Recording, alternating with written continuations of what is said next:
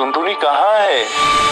अब टूनी मन ही मन बोलती है, अगर टोना को पता चल गया कि मैंने टुनटुनी को दवा दिलाने के बहाने पहाड़ों पर फेंक कर आ गई, तब तो ये मुझे जान से मार डालेगा। अब तो मुझे झूठ बोलना ही पड़ेगा।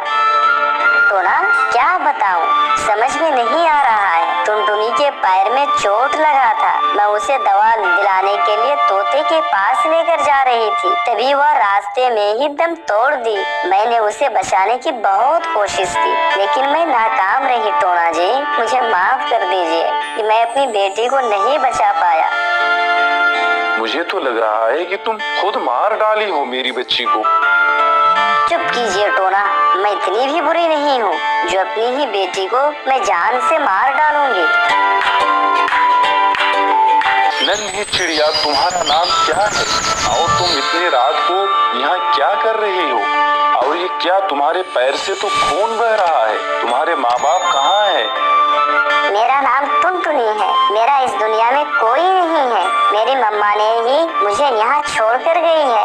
बोल रही थी कि मैं तुम्हारे लिए दवा लाने जा रही हूँ, लेकिन मैं तभी समझ गई थी कि मम्मा अब कभी भी वापस नहीं आएगी। फिर भी मैंने अपनी मम्मी से कुछ नहीं कहा।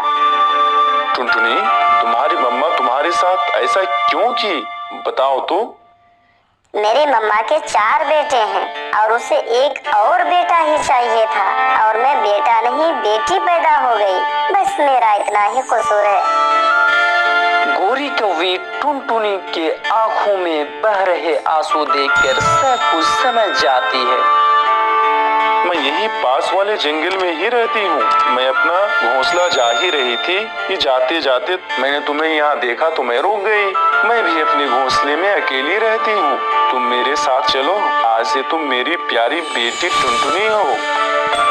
मैंने तो सोचा था सभी पक्षियाँ एक जैसी ही होती हैं, पर आप तो बहुत अच्छी हैं। टुनटुनी, क्या तुम उड़ पाओगी?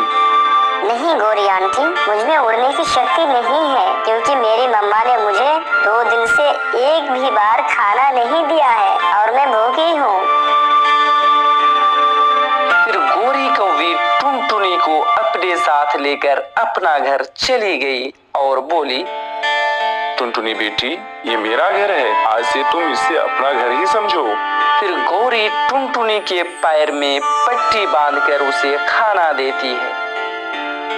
फिर रात होने पर दोनों सो जाती है। दूसरे दिन जंगल में बहुत तेज बारिश शुरू हो गई।